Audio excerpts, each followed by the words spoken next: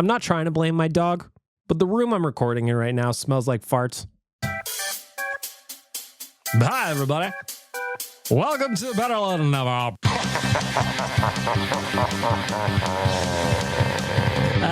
Shit. I'm not actually inside a women's prison at the moment.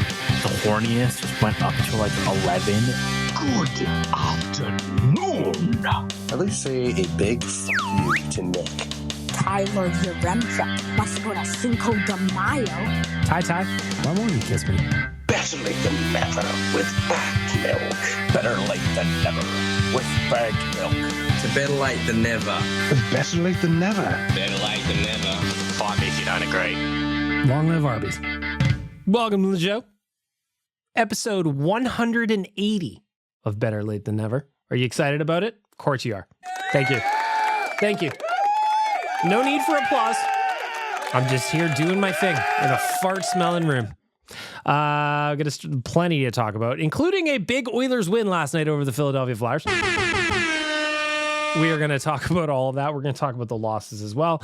But first, I want to start with my friend Tyler Yaremchuk's birthday. Oh, I love Tyler. He's so handsome. When I heard it was his birthday, I thought we were going to hang out. And then what did you do? You just sat on your couch and watched the hockey game like a fucking dick. The reason I want to talk about Tyler's birthday is, one, happy birthday, Tyler, of course. Hope you had a great day. Two, because yesterday was game 4. Frank, what's the matter? Go get him. Anyway, Frank's going to go do his guard dog thing. Yesterday was game 4 of the the Oilers regular season anyway. And I'm going to go ahead and say it was after the Winnipeg game, the first game of the season. I think we were recording an episode of Real Life, or it might have been Oilersnation Radio, or it might have been both. I don't actually remember now. However, the point I'm getting at, Tyler said there's no way they would lose all 4 games at home because the Oilers started on a 4-game homestand. He goes, there's no way the Oilers lose at home. There's no way. But if they do, I'll eat cat food. Well, just like the fine folks at the audio department, they provide a safe space for creativity and collaboration. Visit them at theaudiodepartment.ca. So too was Tyler feeling confident about his ability to skate through another cat food bet. Of course, last year he had to eat cat food because he thought the Bruins, I don't remember exactly what the Bruins were. He said they weren't going to make the playoffs or something, and then they ended up having the best record in NHL history, something like that. Anyway, he had to eat cat food last year. The office stunk for a while, including having to take out the garbage can because the flavor he bought was a wet food, and they stink. They stink. They're awful. But cats like them. That's the point of them. So anyway, he says there's no way the Oilers are going to lose 4 games at home. There's no way. So the loss happened against Winnipeg. It was a 6-0 blowout. Then the Chicago Blackhawks, that was 5-2. Then the Calgary Flames, that one was 4-1.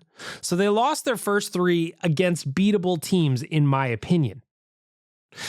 So when it came to last night's game, which fell on Tyler's birthday, there was a real risk that an Oilers loss on his birthday was going to force him to eat cat food. So as the day went along, the tweets started coming in. The Photoshop started coming in. Everybody at Nation HQ is aware of the bet. Everybody wants Tyler to eat cat food. Listen, nobody wants the Oilers to lose, but if they're gonna, at least we get a laugh at Tyler. I think Liam was the only guy on his side, if I remember correctly from the office politics. However, he cruised Twitter from last night. Wanye was making memes about Tyler eating cat food and becoming a cat. Jay kept tweeting at him about cat food watch. I was in the mix as well. I had a working theory going that Tyler just has a taste. He's developed an appetite for cat food. So these bets are just like, oh, shucks, I got to eat it again. And when the Oilers dropped 2 power play goals to start off the first period yesterday, I was in my house cracking up. I should have been way more mad than I was about the Oilers playing as poorly as they were, at least to start that game. All I could think about was how unhappy Tyler was when he ate cat food last year. And the idea that this could happen on his birthday, it was the kind of evil joke from the hockey gourds that my twisted brain just appreciates. Obviously, we know what happened next. Obviously, we know that the Oilers came back to win. They dragged themselves back out of the 2-goal deficit. They tied it. They fell down 3-2. They tied it again. Leon Draisaitl called game in overtime, thus preventing Tyler from having to eat cat food off a birthday loss. Now, where I especially love my boy is that when he was leaving the arena yesterday, he decided to do a walk and talk. If you remember, Waz did a bunch of walk and talks during the playoffs.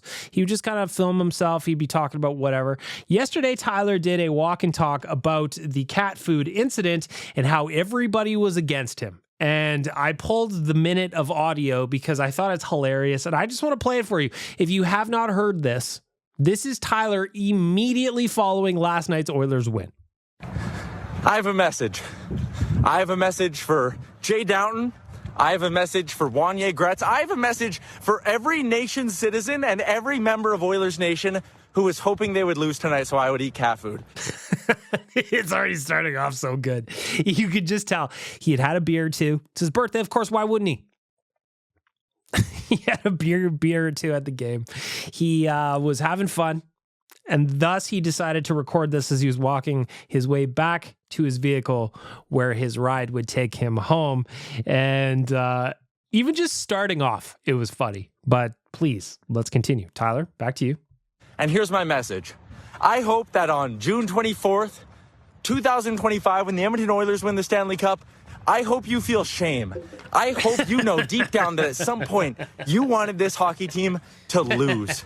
I hope that one day you find the confidence in this team to be willing to wager your own taste buds. I hope that one day you're willing to put on the line yourself eating cat food because of how confident you are in this team. It feels great. I'm feeling great right now, but I feel bad because I think you should all feel bad as Oilers fans. This is a great moment. The Edmonton Oilers are going to turn it around from here on out. And when they do, I hope you feel shame that you didn't believe in it. Message over. I loved it. I loved it. I like to think that I wasn't included in the personalized callouts because I have sacrificed my own taste buds via the Beatcast. I did it for 5 or 6 years. So you cannot say that I didn't sacrifice my taste buds. I hate beets. I drank clam juice for charity. I ate what are those weird salty licorices? I ate a bunch of gross shit.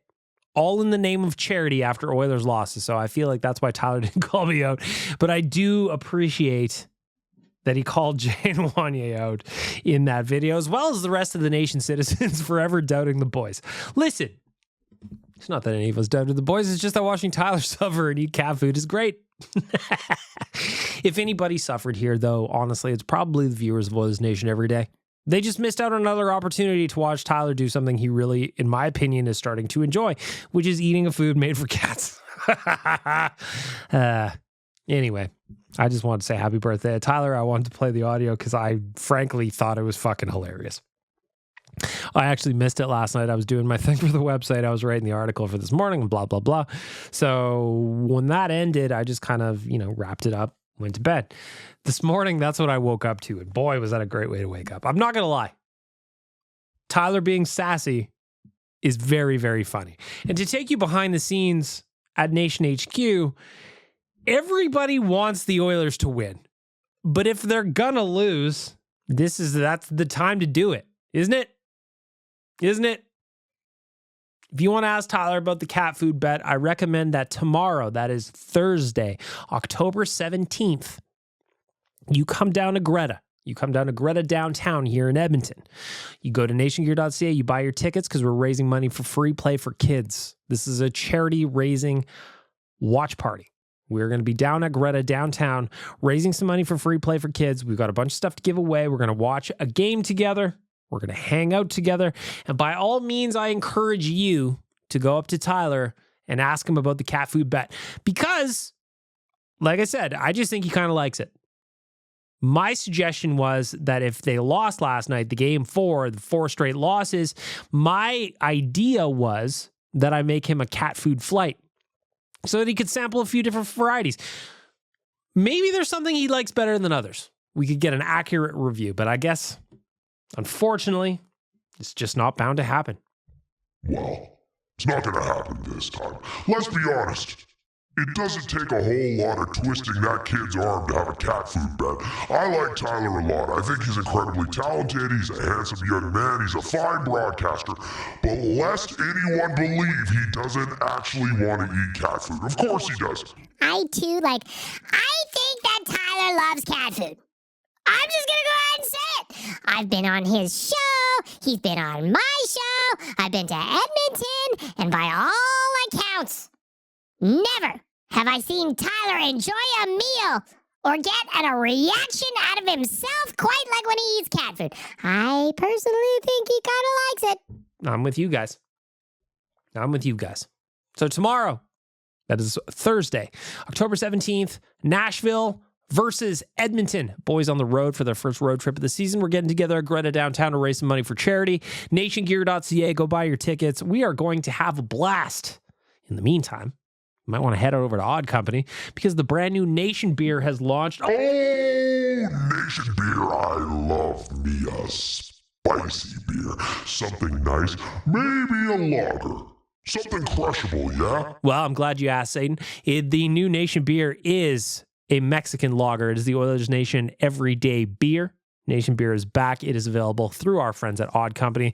Be like Christopher Palmer. Go on down there and buy a couple of flats. Why not? Keep yourself hydrated in the future. Perhaps this weekend you might want to have a pop or two. Go visit our friends at Odd Company. We're going to have more details on things like distribution as the days and weeks come along. But in the interim, in the meantime, check them out on socials, Odd Company Brewing. That is our partner for Nation Beer. We are very, very excited to have them. We are very, very excited to have Nation Beer back. And I can tell you, as somebody who's sampled quite a few of them, they're delicious. And I can't wait for your feedback on how many you would like to enjoy. Responsibly, of course. I personally like to enjoy one when I get home from work. I take my pants off, I sit in my undies, and I enjoy a Nation beer. Picture it if you like. I'll give you a moment. Do you want a moment? Here. You can just think about that. You can just think about what that must look like. It's a sight to behold. Hey, everybody. Welcome to Nation Beer. It's the Nation Beer Hour, presented by me, Bag Milk, and my friends at Odd Company. Not only are these delicious, they make me feel 58% more handsome. It's a good deal. It's good value. Anyway, shout out to our friends at Odd Company. And again, come on down tomorrow at Greta, nationgear.ca. That's where you get tickets. We're going to raise money for free play for kids.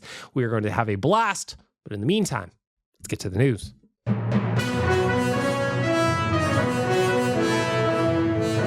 The news is presented by Star Mechanical. Star Mechanical is one of Edmonton's biggest locally owned and operating plumbing and heating businesses. They've been working within the community for over 20 years, and many of the homes built in Edmonton over the last 2 decades have had their plumbing and heating systems installed by Star Mechanical. Visit starmechanical.ca. Book an appointment now to help them help you keep your home running smoothly. Well, where do I start off? Let me tell you what I recorded last week, at least the first part of last week's episode, 2-parter last week. I was going to the Oilers season opener against the Winnipeg Jets. Obviously, that did not go well. 6-0. We talked about that a little bit on Thursday when I did the voicemail episode. But then the hardship continued on Saturday when the Blackhawks were in town. Again, I thought Blackhawks beatable.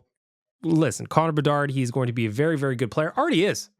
He had a 3-point night. Oilers played like trash again in that game. Calvin Pickard was not great between the pipes. I actually think he'd probably want most of those goals back. It is what it is. Start off at 0-2 on Sunday. Weird quirk in the schedule. Like I said, last week, it was a weird quirk. They had a back-to-back in the first weekend of the season. They had the Flams on Sunday. Flames were also on the second half of a back-to-back, but they did not look like it. The Oilers played with zero urgency. They ended up losing 4-1. And, you know, we can talk about the disallowed goals, but I'm going to save some of that for the righteous sack beating.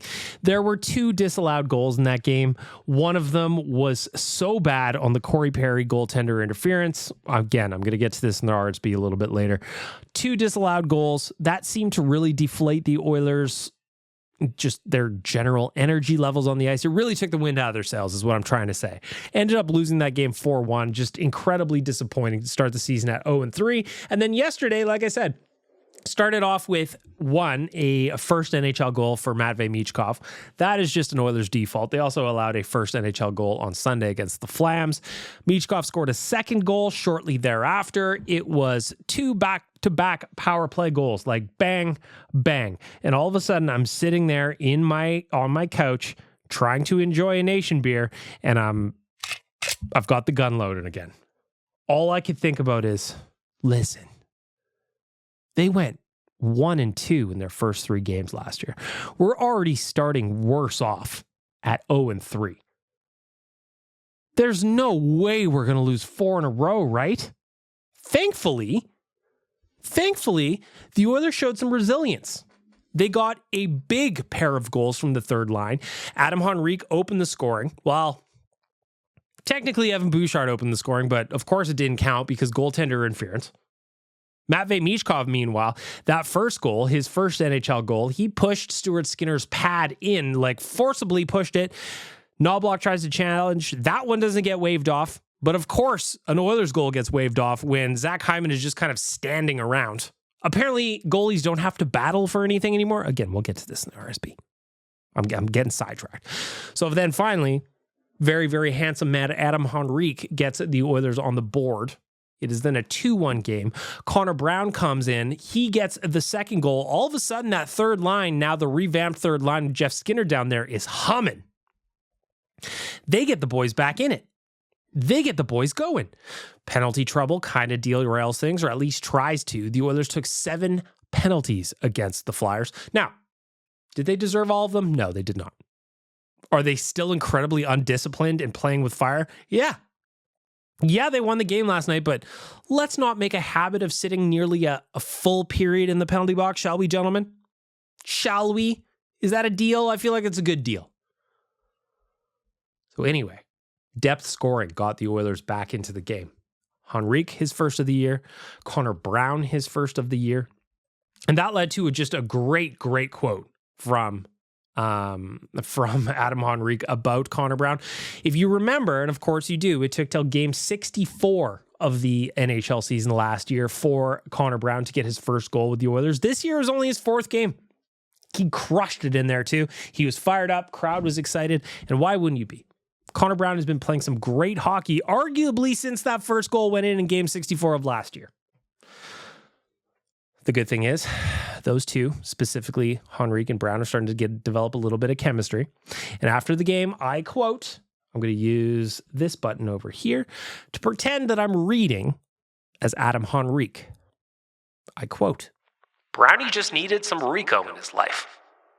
We just do a good job of feeding off each other, and we have that chemistry. We still talk quite a bit after each shift or each play about what we're thinking and what we're seeing. Sometimes it changes game to game and in game. But he sees the ice so well, and I trust his feedback for me, and same thing the other way. It felt great to both get on the scoreboard tonight." So I like knowing that those two have got some chemistry going.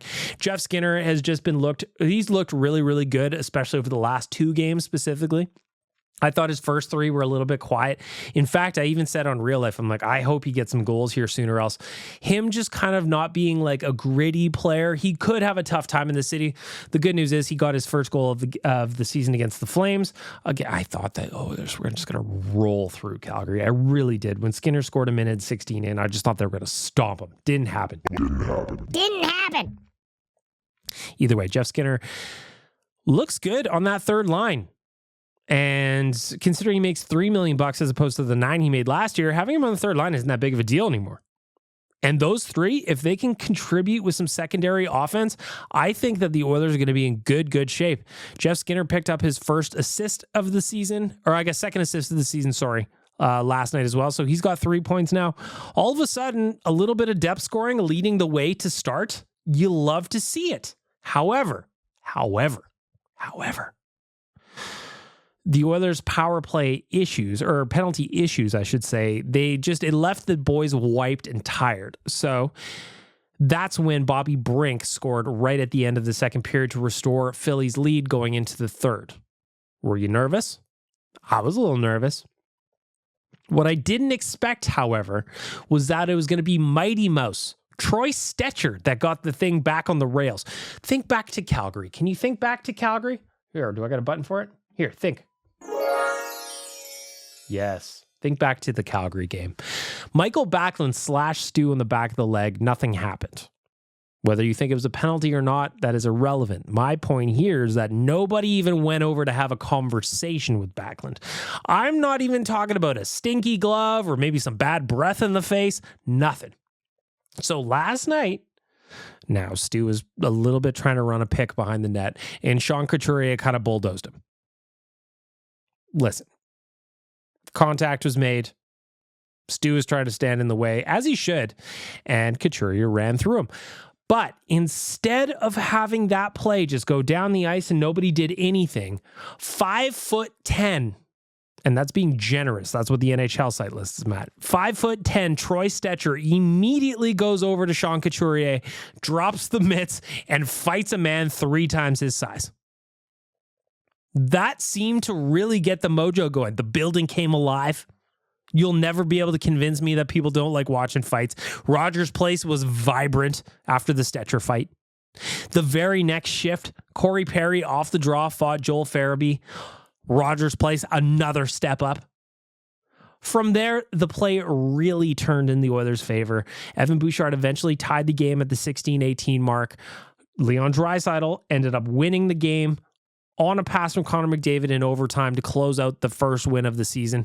It was the kind of sequence where you go, listen, I know people don't like fighting from the head trauma of it, but there's no way the players on that bench did not respond to Troy Stetcher getting in a scrap. This is a guy who doesn't really fight all that much. Hockeyfights.com is if you want to watch it again, but he doesn't fight all that much. Plus he's a smaller guy. So for him to be like, fuck it, I'm dropping him with Sean Couturier, which, by the way, on the ice is a pretty solid trade-off.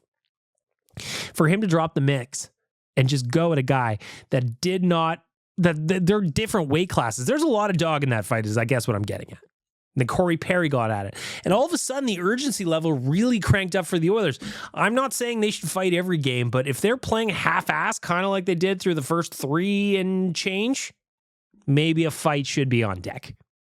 You know, maybe a fight should be on deck because I thought it was great. I also thought it was great to see Chris Knobloch bench Leon Draisaitl. Now, you may think, but Bag Milk, you're so crazy when you say things like that, but I'm not. This is a level of accountability from the coach that said, listen, you're one of the best players in the league. Everybody knows it, but that penalty you took at the end of the second period was very stupid. It was dumb. It was needless. After the game, Draisaitl talked about how it was a dumb penalty. So I'm not talking out of school. I like that it doesn't matter who you are. Knobloch will bench you.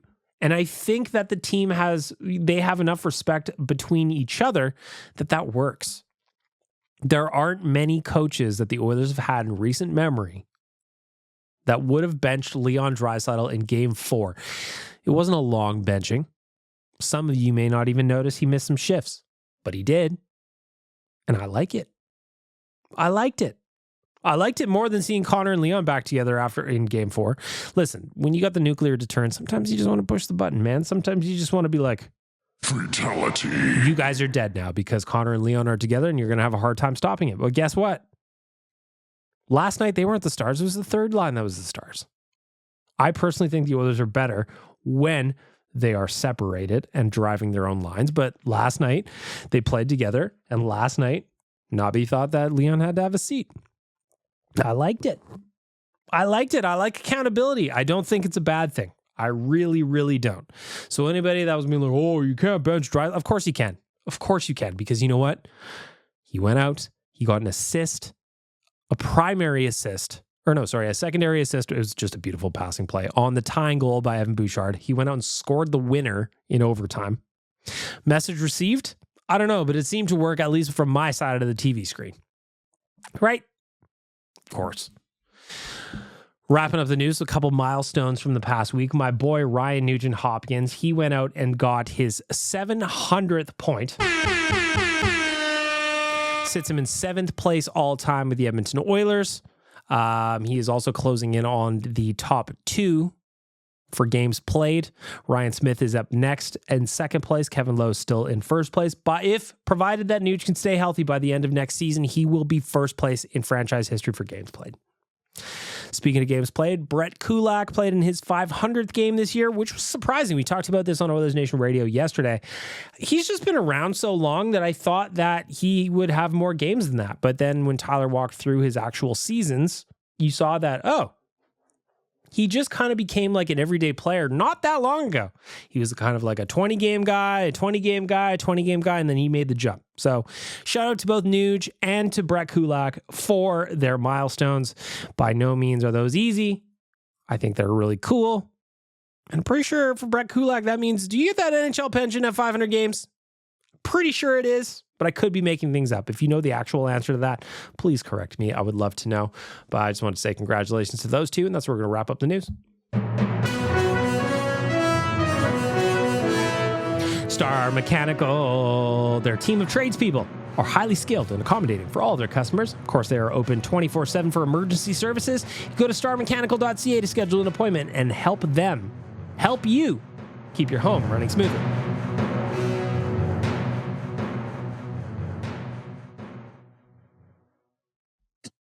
You are listening to Better Ducks Than Bag Milk with Ducks, a podcast where Ducks leaves some voicemails and apparently some other stuff happens as well.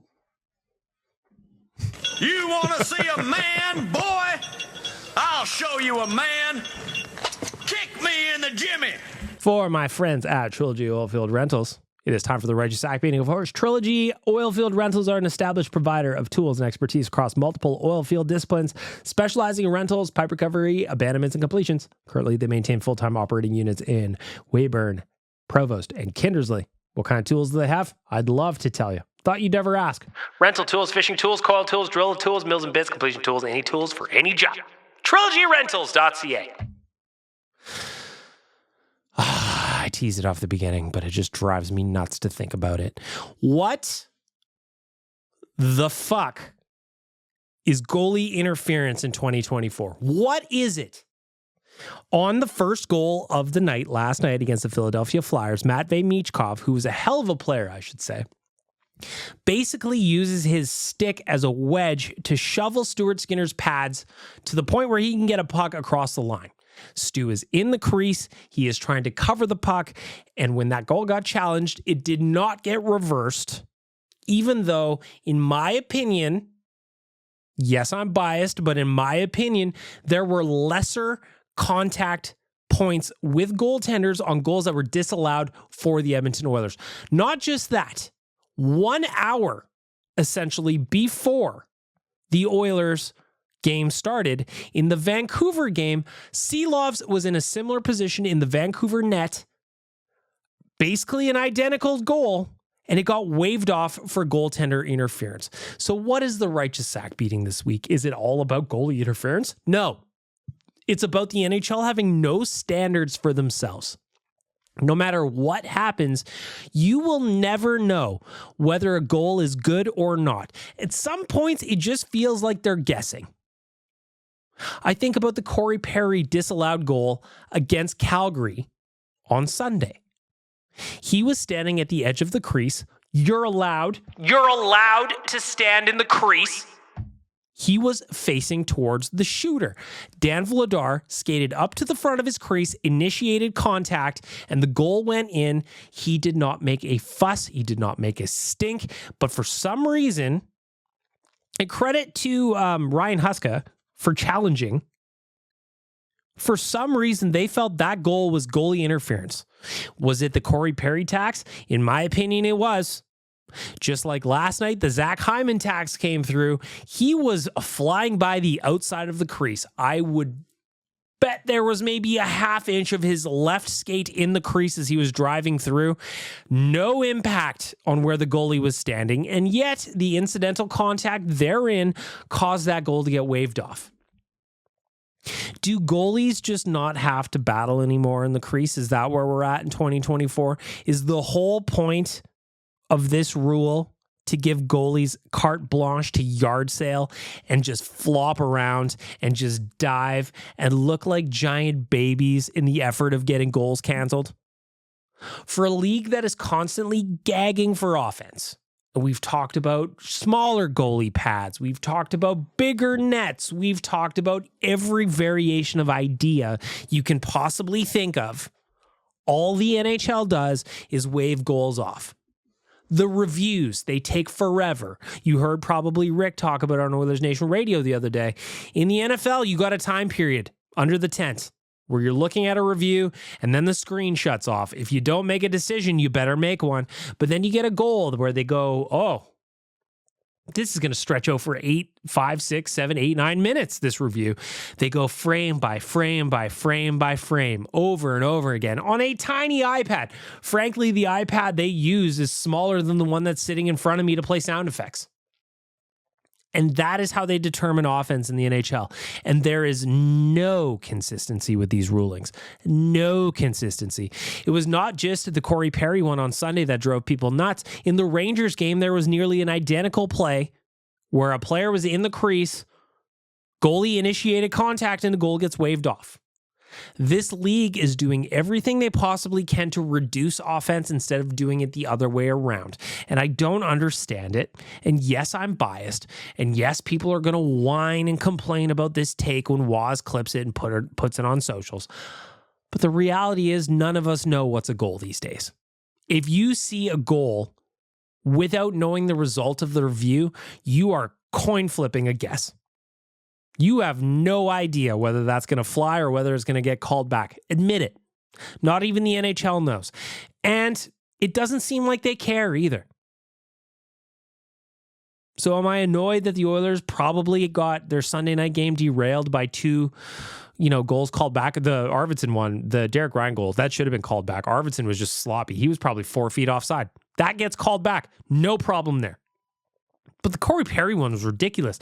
It's the Corey Perry tax. He's the worm doing worm things, except he wasn't really. He was just standing there. Are you not allowed to screen anymore? Seems like you're not allowed to screen goalies anymore. Seems like you're not allowed to touch them. If that's where we're at, just bring back the crease rule. Remember the 99? Was it the 99 Cup when the Stars won? Brett Hull's skate in the crease. Goal still counted. And yet Corey Perry, standing at the edge of the crease, not even looking at the goalie, nowhere near him. The goalie initiates contact. That gets called back. But Ryan Kessler holding Cam Talbot's pad in the crease is fine during a playoff game. What are we doing? The NHL is such a trash league compared to its peers that it doesn't make sense. And the game is so great, but the league just can't get out of its own way. Get out of your way. Standardize the rules or scrap the rule. It really is that simple. Because for all of us right now that are watching, you're ruining this for us. You're ruining it. And you could say, oh, it's an Oilers fan being salty about Oilers goals coming back. Just wait till you get your turn. Just wait, because it's coming. Doesn't matter what franchise you like. The NHL is going to ruin a call that ruins your night. And they don't even give a shit. You want to see a man, boy? I'll show you a man. Kick me in the jimmy. It's another week on Better Late Than Never. It's another week of Nick crying in the voicemail, throwing temper tantrums. He is a baby, so small and frail. Does he need a bottle? Does he need to be burped? Does he need a diaper change? 'Cause why God is he such a little baby? Why God is he always crying? Will someone please give him shaken baby syndrome? Somebody give him shaken baby syndrome.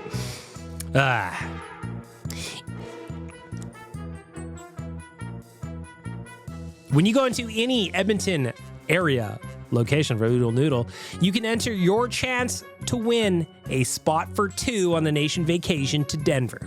We are leaving on November 29th. We are coming back on December 3rd. All you got to do, go pick up some food at Oodle Noodle here in the city, and you can be entered to win a trip to join us. So why wouldn't you do that? Why wouldn't you go get something delicious to eat? Why would you not do that? Get yourself entered in the draw. Then you can come with us to Denver. Remember, the day we get down there, we got a viewing party. Edmonton taking on Utah. The next night, we got tickets to the game. Edmonton versus Colorado. Sunday, we're foosballing all day. We're going to find out. We're going to play a little DK. We're going to do a little DFS. We are going to have a good time on a Sunday. And then on Monday, it is Monday Night Football between Denver and Cleveland. Come back on the Tuesday. It is a weekend you are going to want to be a part of. The voicemail this week, we're light. We're light. We got very few messages. I don't mind that. I don't mind that. After last week, we had to do a whole extra episode. I had about 50. Today, come on. This is light work today. Light work. Let's get into it. Riley, you were up first on the Oodle Noodle voicemail. I love how you burp during mid-podcast, but it's a habit that I've started to pick up. Uh-oh. And it's gotten so bad that my dad said I have a problem about burping. I bet if you asked my girlfriend, she would say the exact same thing. I'm full of hot air, obviously. And sometimes, a lot of times, actually, I'll have a pop or something while I'm doing this. Today, I've only got water, so I probably shouldn't burp. At least I don't think I'll have to. But we all do it. Why would I cut it out? Again, this is a one-take podcast. Probably why there's very few female listeners. I'm kind of disgusting, so I get it. So, Riley, don't take after me. Just enjoy the content. Enjoy my art. It's what the audio department would want. I'm just expressing myself as an artist. And sometimes I'm gassy. Sometimes. Tell your dad I'm sorry. If you want me to write him a note, I will do that for you. Anonymous caller, who be you? So, about your voicemail software thing that you were complaining about last week, here's my theory. The old voicemails that you think are old aren't actually old. They just happen to show up on the day of the podcast before you recorded the podcast, and so they didn't show up on the podcast when you were loading all the voicemails into the Roadcaster. Possible. I hope that makes sense. You deleted mine, you deleted Ben's. I'm so sorry, Ben. I was talking about spicy food last week, but it wasn't anything important. I was just saying, like, I don't find the Max Hotbox spicy, is because I'm used to ghost peppers, and I've had Carolina Reapers and Trinidad Scorpions before. So, and also, I was recommending you my favorite Indian restaurants as well. Oh, well, now I wish I had that voicemail. I will happily take your Ari call back, or even just DM me on Instagram. Call back and let me know your favorite Indian restaurants. I would love to know those. Absolutely would love to know. I'm in the West End, so the one I tend to order food from the most is Guru. New Asian Village is here too. I like that one. But those are kind of like the bigger ones. So like what I want is I need something like off the grid, just like really, really legit, solid Indian food. Namaste also in the West End. I order a lot of food from there. They're just really good value. Their veggie samosas, I will crush those. And I order a lot of them. So Ari, call back. Yes, what you said about the voicemail software does make sense. I think though that, so what I'm looking at is essentially how your voicemail comes in is if you don't label it, like Ari's wasn't labeled, it just comes in as a series of numbers. So it's kind of like a running tally and the date is mixed in there as well. So sometimes I look at them and the date is before the last episode I recorded, which doesn't make sense. It's a software issue, but it's my issue. It also adds to the charm of the podcast, I think. Anyway, Ari, I want to know the Indian restaurants. It's very important to me. Up next, Nick, you are here. Let's go. Okay. So what the fuck is happening? What is going on with this hockey team? Why the hell are we so goddamn bad? We are enjoying Oilers hockey, aren't we? You gotta love it. If you don't have yourself wanting to, if the Oilers don't have you wanting to stab your own leg with a pencil every now and then, are you really an Oilers fan? Like, I'll say this. I thought we actually played decent versus Calgary.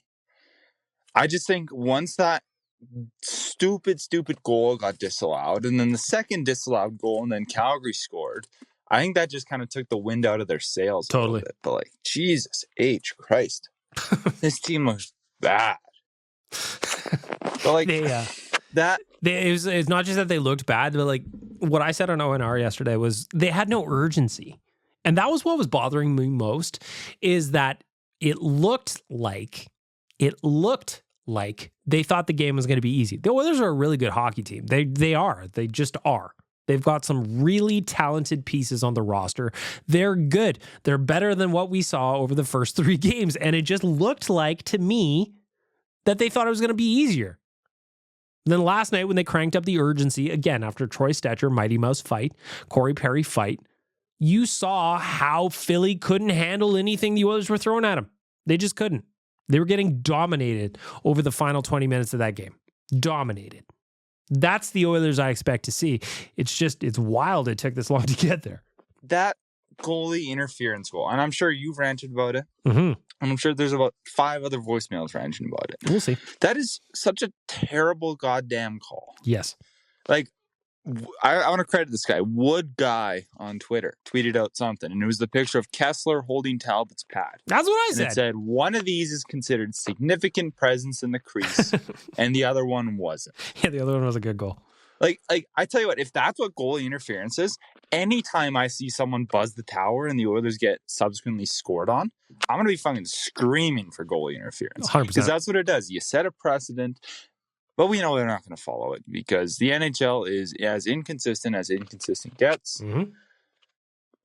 And yeah, it's frustrating. I don't know why this team's playing so gosh darn bad.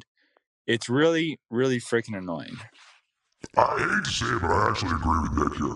The NHL is never going to follow through on this consistently. We all know it. That's why anybody who's pointing and laughing at Oilers fans going, ha, ha, ha, you guys get goals called back, ha, ha, it's coming your way, motherfucker. And don't you dare ask for Satan's help when it does. I mean, at one point, after 10 periods of play, in this NHL season, the Oilers had more disallowed goals than they had goals that counted. Gnarly stat, right? We have got, actually, goalie interference is called in. Goalie interference is called into the Oodle Noodle voicemail. I'm looking forward to seeing what goalie interference has to say. Hey, Big Milk. So it is game 4 of the Oilers. That's Nick again. Kind of fucking suck. They're challenging this Flyers goal for goalie interference. But I don't want to talk about that. I want to talk about the national anthems. I was listening to the not Oilersnation affiliated podcast Wanye's World, and both Wanye and Rex were talking about how they always stand for the anthem, no matter where they are, whether it's at the bar, whether it's at home, whether it's at the game, what have you. And I'll be honest, I didn't know people did that. I stand for the anthem at... Listen, I've been friends with both of those guys for well over a decade. I didn't know they did that. I didn't know they did that. I guess now that I'm thinking about it, I've watched plenty of games with both of them, but never at like our house, I guess. Never at one of our houses. So like if I go to Wanye's or Rick's and the anthem comes on, they stand there? I didn't know that about them at all. Again, I've been to games with them and you stand up when the anthem... I stand up when the anthem comes on at the game, sure. But I don't do it when I'm at my house. I've never done it when I'm at my house. I didn't know they did it when they're at their house. The games? But I never stand at home. I didn't... Here's the thing. It's like, I don't think the national anthem should be included in the broadcast. If you want to do it at the games, I'm fine with that. But like, I don't like that they delay these games so there can be the national anthem. That doesn't... But like, do you stand for the anthem? What do you do? Like, am I in the wrong here? Like, I don't think I am, but like, what would you say the correct answer is here? Listen, I've never stood up at my house for the anthem. I've never done it. Chances are when the anthem is on and I'm watching a game at my house, I'm in my kitchen getting a beer or I'm making a rum and coke. I'm doing something like that. That's generally what I'm doing at that point of the game because I'm usually so irritated by how late the broadcast is starting relative to, or how late the game is starting relative to the broadcast start time. It's not like we get a big pregame show. It's a bunch of noise. Last night, the game started at 8:20 when puck drop actually happened, but the broadcast started at 8. So for that 20 minutes, I was not paying attention to the TV at all. I was living my life, man. Specifically, I was making a cocktail. Not a cocktail, just a little rum and coke, but you know how I do it. That's what I was doing during the anthem. So very, very surprising revelation by those two. I didn't know they did that.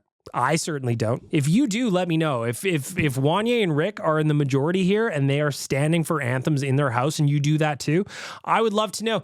I will change my ways potentially if more people are doing this than I knew of. I didn't know that was a thing. In fact, I will change my ways or I will just not turn the TV on until the game actually starts. Those are my two options, I guess. Anyway, there's Nick. Didn't know that, Nick. Didn't know that at all. We've got a first-time caller chiming in. Hello, first-time caller. Hey there, Bag Milk. My name's Reed. I'm a first-time caller, long-time listener. Hello there. I was catching up on all of the BLTN podcast. Just listened to the October 2nd podcast, and it was saying how Riley had the take that Liam is not a farmer, and since I've grown up on a farm. And by the way, first-time caller, hello. I told Liam that Riley said he was not a farmer and that he was a gardener, and this has caused controversy at Nation HQ. This was where Liam does farming is actually on a farm. So for him to be called a gardener, he was offended by it. You offended the Shaolin Temple. So I'm looking forward to getting even more clarity on this situation. I will relay the message to Liam as well. Still am on a farm. I could not agree more with that take. He is just more gardener, if anything.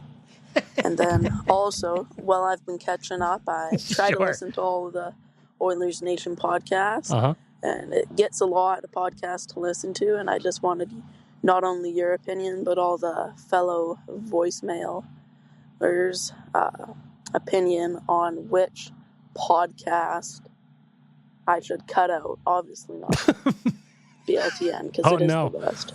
Sorry for the crappy voicemail, but, got to do one take.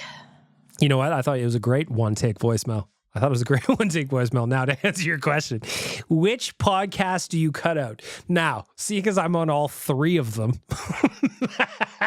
I don't know what the answer is. Well, okay. Well, I guess hang on. I guess Oilers Nation Every Day would also be considered a podcast because it does get released as a podcast form. Pre and post game, I don't know if those get released as a podcast, do they? I've been on them plenty of times. I just don't know. Do they get released as a podcast? Here, I'm going to check. I'm going to do this. I'm going to vamp. Oilers Nation After Dark. Like, would the After Dark show have been sent out? It does get. Okay. So Oilers Nation After Dark and Pregame with Borzi are also podcasts. But those are more live shows turned podcasts. So I'm going to eliminate those for now. Same with Oilers Nation Every Day. I think you should watch all of those. I think you should. Tyler and Liam, very informative during the day, middle of the day. Take a little lunch break, watch them. Makes sense. Pre-gaming, you want to get ready for the game. Aaron sets the tone, sets the vibe. I get it. Want to yell, want to cheer, want to be happy. That's what After Dark's for. So you should watch all of those. Now, if we're talking about specifically the podcast that I'm on, Real Life, that is 2 days a week. Oilers Nation Radio, that is now back to 2 days a week. And then BLTN is every Wednesday, usually, depending on scheduling. Sometimes I do multiple episodes in a week if there's a lot of voicemails. So, number one, you got to listen to BLTN because this one's mine. This one is all me and it's my weird sense of humor. And frankly, you don't get to participate in any of the other podcasts. So, this one has to be part of the rotation. I guess it depends what you want. Do you want an hour of just Oilers talk and sometimes I'm allowed to steer it in the ditch? Then O&R is for you.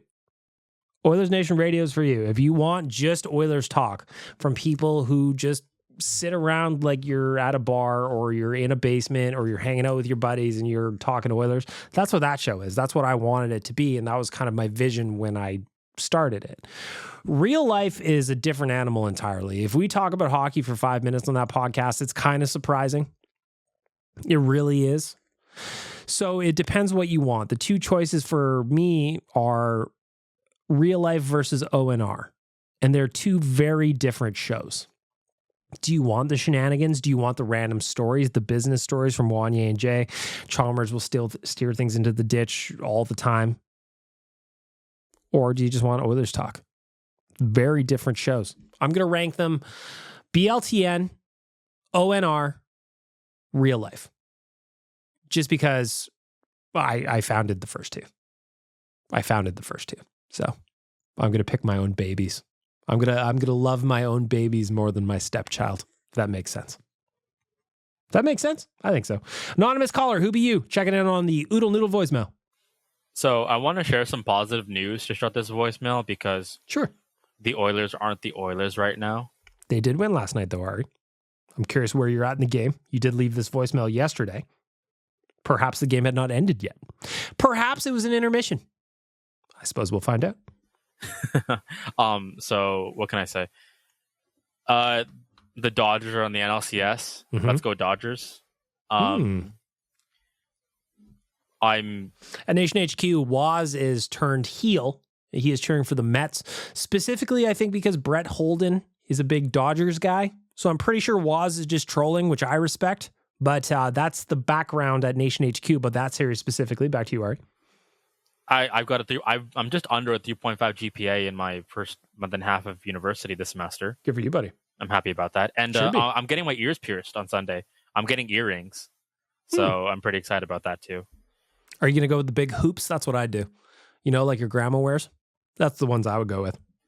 Okay. The one thing I didn't want them to do, BM, was give Matvei Michkov his first NHL goal. Sure did. But they gave him 2. Mm-hmm. Great. God.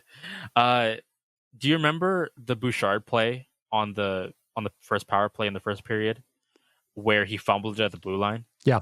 That tells me that's confidence. Bouchard doesn't play that bad.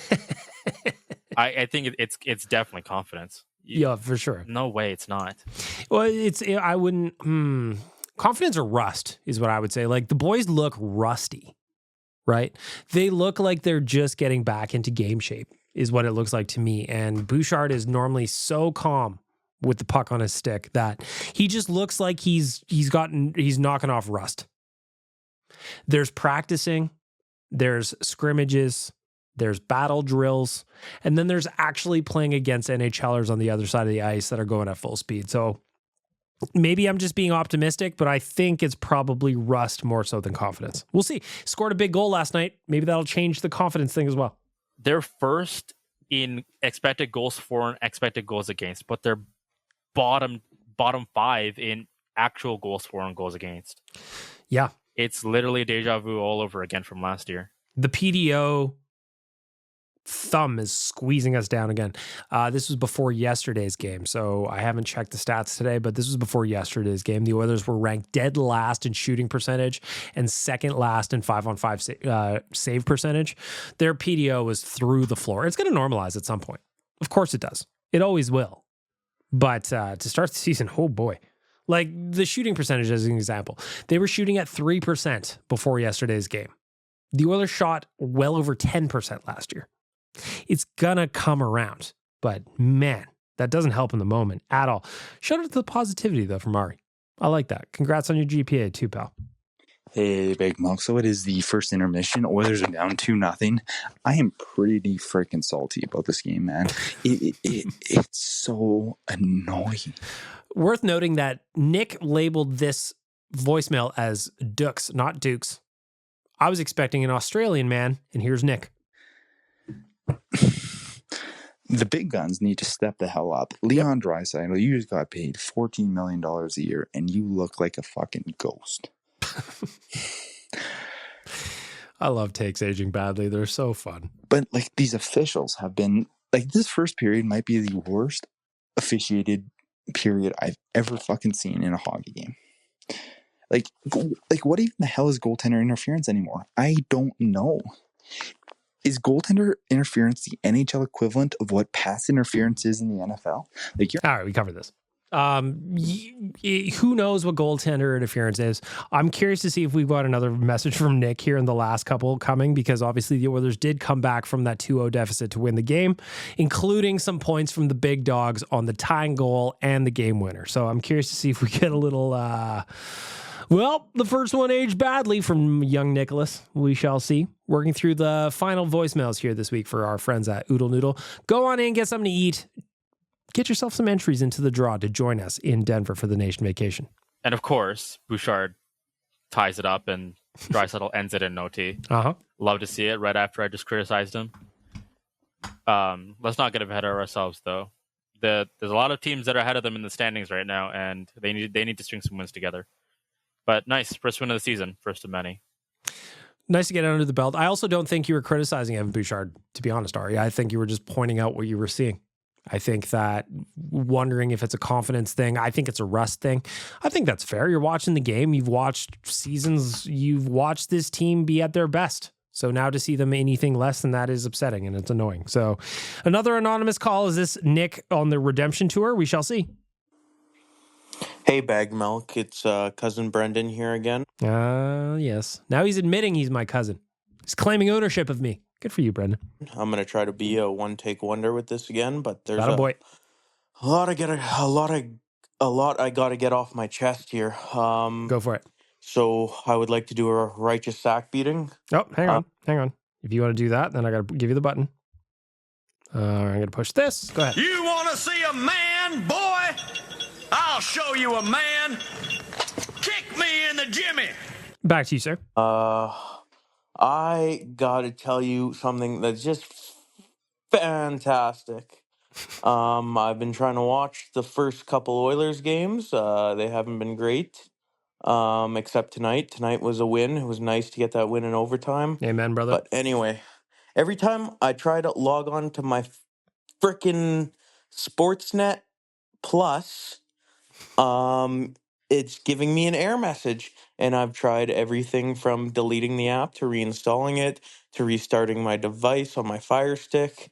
I've tried everything to try to get this thing to frickin' stream on my Fire Stick, but it won't. So now I'm stuck watching the highlights on my little frickin' iPhone. That's great. So now I'm just in an email battle with Sportsnet to try to get this frickin' figured out because I have no idea what's going on. It does not want to work on my other Fire Stick in my bedroom either. It works on my laptop and my phone. So I am watching the games in the high. Oh, ran out of time. Tried to do one take. You tried to do one take, Brandon. Didn't work. I also have an alternate theory. Maybe check in with your old man. Is he paying the bills? Is your old man paying the bills? Seems like he would, but it's always worth checking. Or, alternate theory, Jeff Bezos is just against you. Jeff Bezos doesn't want you to enjoy any games that are not on Amazon now. Could be either thing. Pretty sure I'm right. I would check with the old man. Is he paying those bills? Is he paying those bills? Something to consider. Or, again, Jeff Bezos. He looks like he's going to live in a volcano at some point. I could absolutely see him being like, this fucking guy's trying to watch via the Sportsnet app on a Fire Stick, which is property of Amazon. Not really. It is, but not really. I'm not going to allow it. You can only watch on a Fire TV. I actually have a Fire TV. I bought it. It was very, very cheap. Amazon, it was like Prime Day. It had like 50% off for a 55-inch TV. Of course, I'm going to buy that. Now I just have a big TV. Reminds me of that meme. Also, as we're doing the voicemail, I'm getting pinged in this a lot as a boy band fan. And Liam Payne, former One Direction member, has died at age 31. This is from CNN. Liam Payne, former member of boy band One Direction, has died after falling from a third floor of a hotel in Buenos Aires. Payne's death occurred at a hotel on Costa Rica Street in the Palermo neighborhood, according to a statement from police provided by CNN. The musician was best known as a member of the famed British boy band One Direction. The band, which also included Harry Styles, Zayn Malik, Louis Tomlinson, and Niall Horan, first formed in 2010 after each member appeared on the UK version of a reality competition show, The X Factor. That's sad, man. 31 years old, fell out of a window? What the fuck? Crazy. Crazy news. That is wild. My favorite One Direction song, in case you're wondering. Glad you are. Let me see here. One Direction. This is sad news. Sad news. Story of My Life. Great song. This one?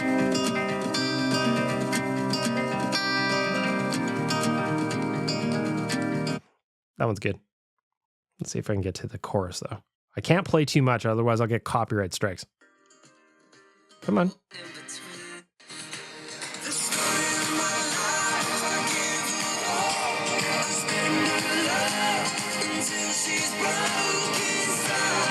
Great jam. The other one I love by One Direction is It's the Classic.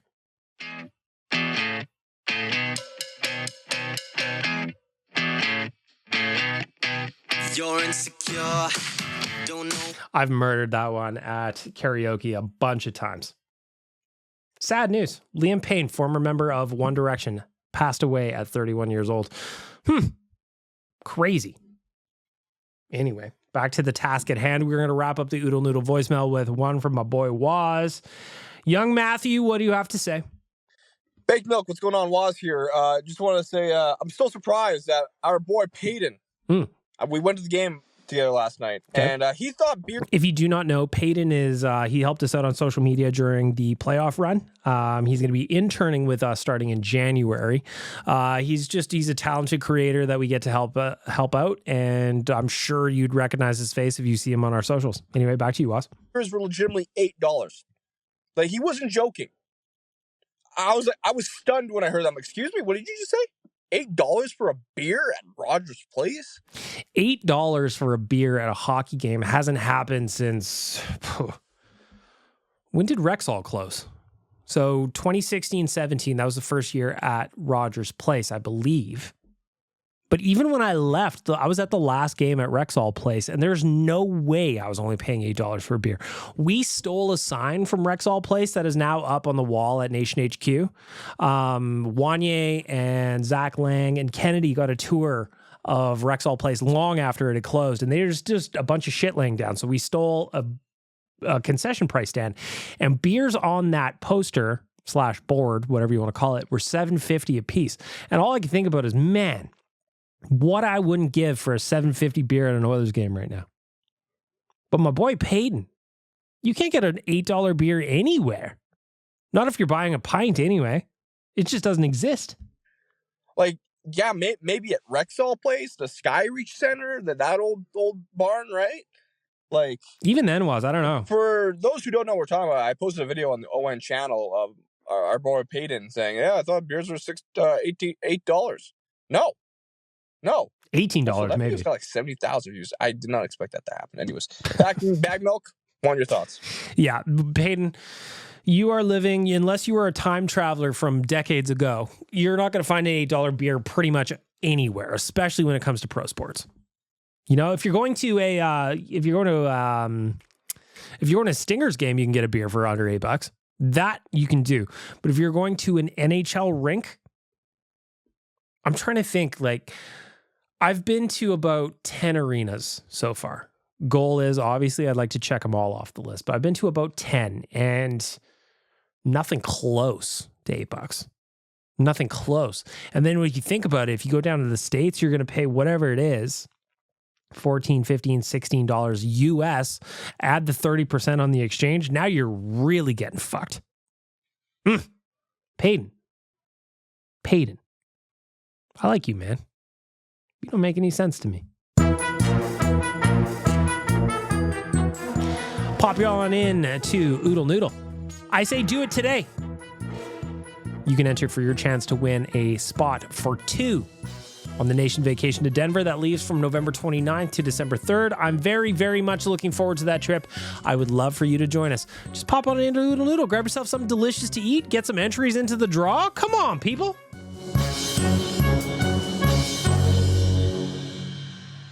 There we have it. Another episode of Better Late Than Never is wrapped. I'm going to edit it, put a little sparkle on it, make sure that the voices and the levels are all kind of matched and synced. I'm going to send it over to Waz. Waz is going to clip it up. You can also go check it out if you want to. You can listen to this on YouTube, on the Oilers Nation YouTube page. Go subscribe over there too while you're at it. Why not? Why not? You might even like it. Tyler, in honor of your birthday, when I see you, I'm smooching you. Tie. Why